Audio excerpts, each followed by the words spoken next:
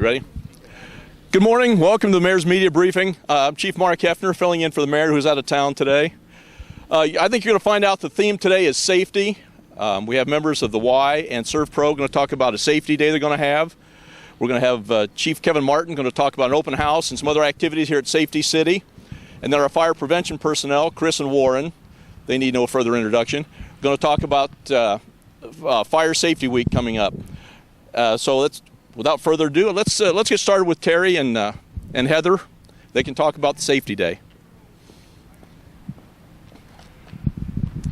Well, thank you. On Saturday, October 11th, the YMCA is going to have an open house from 10 to noon, and we're going to be featuring a lot of the great programs that we have at the Y, but we've also collaborated with Serv Pro of Lima, and they are doing a safety day in the gym, and there's a lot of great activities going on there. First at the Y, we have open swim from 11 to 12. We have a lot of sample classes going on, such as our cycling class, our suspension training class, and every half hour we'll be having classes starting at 9:45. And this is an event for all ages. We've got chair exercise classes at 11:45 in the safety in the gym. I'm going to grab that. We have a lot of safety activities for kids, color books and things, but we also have things going on for seniors. We have coupons for Lifeline. We have a lot of giveaways. And Heather from Serv Pro is going to tell a little bit more about what's going on in the gym side on the safety end. We have a fire truck that we're going to have out front. We are going to have LACP. There's going to be an ambulance out there that they're going to be giving tours. State Highway Patrol is going to be there. We're going to have child identity cards that you can put all information on. Water safety activities, elderly safety, medication safety, trick-or-treat safety, concussion management, safety from very young to very old, all different ages. We're doing this because we would like the knowledge to be safe in many areas. It's just a great learning experience, and it's great to collaborate with the YMCA.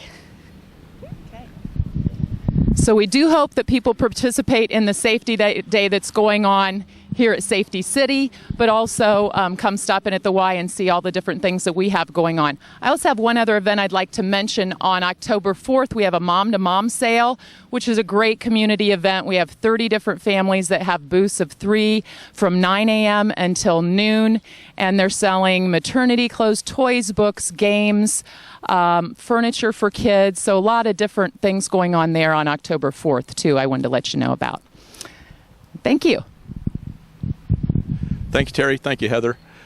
Sounds like October 11th is going to be a day where a lot of things are happening around town, again, involving safety. So take advantage of one or both of the activities if you can. Chief Martin, if you'd like to come over and give some information about your activities that day. Okay, well, first of all, I'd like to ask you to stay here, Chief Heffner, and also all of our representatives from the fire department, from the Optimists Club. Introduce Ken. I forgot to introduce Ken Hall. Okay, well, Ken Hall, and what's your position with the Optimists Club now? Project manager. Project manager, okay. Yeah, and of course, I think, again, talking about people that don't need introductions, Bob Lehman. If anybody here that doesn't know Bob, you're fortunate. No, actually, the reason I wanted everyone up here is because if you look around you, Safety City is one of the absolute best examples that I'm aware of anywhere of a community-private partnership. Both the public and the private sectors of the community have come together to make Safety City very successful for very, very many years. And again, the police department could not do it alone. The fire department could not do it alone. We would not be able to have Safety City if it was not for the partnership that we have with the Lima Noon Optimist Club, and then all of the other private sector resources that have been brought in here in terms of the buildings that have been constructed and just everything that takes place here involves a partnership, and most people don't get to really see that partnership because it's all being done behind the scenes. But again, it would not be happening without that partnership in place. Also, back in May, when Officer Davis Donald retired as Safety City Officer, and we had to make some tough choices. We were not going to be able to have the Safety City Summer Program because Officer Matt Douglas was not going to be fully prepared to do that yet. He had a number of schools that he had to go to. Incidentally, I may mention one of those he's away at this week, which is why he's not here at the press conference. But when we announced that there would not be a summer program for this past summer, I received a number of phone calls from people that were very upset, saying, why are you getting rid of Safety City? And I assured people we were not getting rid of Safety City. It was just something that until we could do it right, we didn't want to do it. We're not going to do it halfway over this past summer. People have come to expect too much out of Safety City to allow that to happen. So the purpose of October 11th is in very large part to let people know that Safety City is indeed back, alive, well, and is going to be, I think, even better than ever.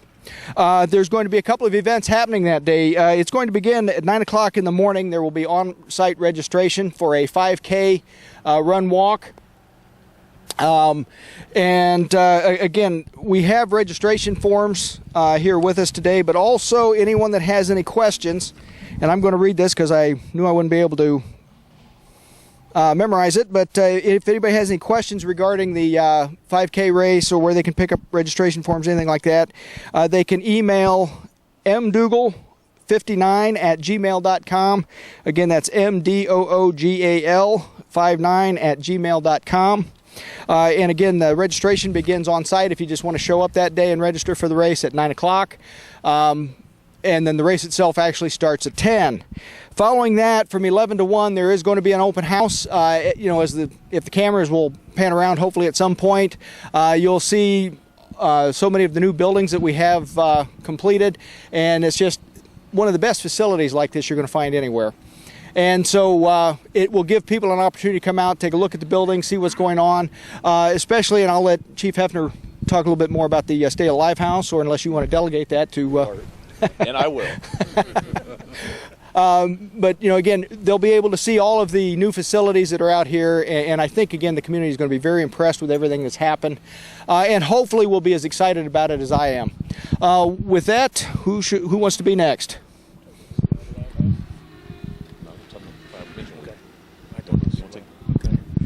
Real quick, I'll talk a little bit about the Survive Alive House. This has been kind of a dream of mine for quite a few years. If you remember in the past, we had a single-story trailer that actually sat behind the classroom. And, myself, I'm getting up in age a little bit. I won't tell my true age, but we had to crawl around all the time. Well, I've had like 4 knee surgeries, so that crawling around kind of got to me a little bit. But anyhow, we went and we visited a Safety City in Fort Wayne, and we were able to see their Survive Alive house. And we were able to, again, through the Optimists and the monies and fundraising that they were able to procure to start our Survive Alive house. And you can see it's a 2-story house, Cape Cod style house, and this will actually give us a chance when we're working with the kids on escaping the fire and fire drills, an actual real house that they can go into. It's going to be a 2-bedroom home. It'll be fully furnished. It has a smoke machine. We'll be able to actually simulate a real fire, and we'll be able to have those kids teach them about how to get out of a house or with the windows and things like that. Not only that, Officer Douglas and the police department, they'll also be able to use it when they're doing things with strangers, about maybe answering doors and who not to answer the door. So they'll be able to do some things also. Another feature of this is that we had to put in a basement, which also doubles as a tornado shelter. If we happen to have classes out here and we would have some type of inclement weather, a tornado, we'd be able to actually take the kids down into the cellar for that protection too. So we're really looking forward to using our Survive Alive house. And again, once we, in the spring, hopefully of next year, 2015, we'll get that underway also. Okay, on behalf of the Optimist Club, we want to make sure you all know that October 11th from 11 to 1, we'll have an open house. And also, this is not just a one-shot deal. This is used year-round. And October 25th, we'll have our annual Halloween trick-or-treat here from 12 to 2. So we want to make sure that that's attended by multiple thousands of kids. So we're excited about having that back at Safety City. I'm here to discuss Fire Prevention Week, which starts next week, and we will go and see every 3rd grade class in the city, whether that be public schools, parochial schools, private schools, or charter schools. And the theme, like everything else, we evolve. 80s hair, we don't do 80s hair anymore. No Duran Durans, no Dr. J afros.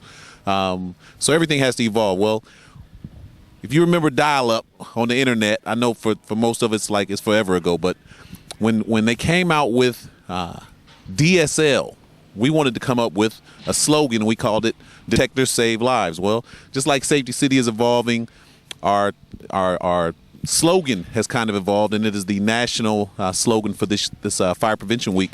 It is called "Working Smoke Detectors Save Lives," because detectors by themselves don't save lives, and detectors that are don't have a battery in them or they're misplaced, they don't necessarily save lives. So working smoke detectors save lives, and we want to make sure we get that theme out to all the kids and they can take it home, make sure that the parents understand, make sure our community understands as a whole. We've had so many different instances, positive and negative. We've had fire deaths because people didn't have a working smoke alarm, and we've had saves and people escape fires because they had a working smoke alarm. So it is really that serious. It's a life or death matter, and we want to make sure that that's understood throughout our community. We'll also be going out with what we call our robot. The kids love the robot, of course. That's the only time that you can have a squirt gun in the school and, teachers not have a problem with it. So that's wonderful. So we're looking forward to that. That'll be next week. Every child in the 3rd grade, we will be coming to see you. Finished. Thank you, everyone. And I think it's obvious that with community involvement, we have private industry, we have the YMCA, we have, again, the Optimists Club, civil organizations, we have police and fire department. I think it's obvious, and it should be obvious to everybody, that safety of the children, our children, is important to us. This collaboration proves that. Take advantage of the opportunities to educate the children, because we're going to do our best to educate your children. And thank you very much, and have a nice day.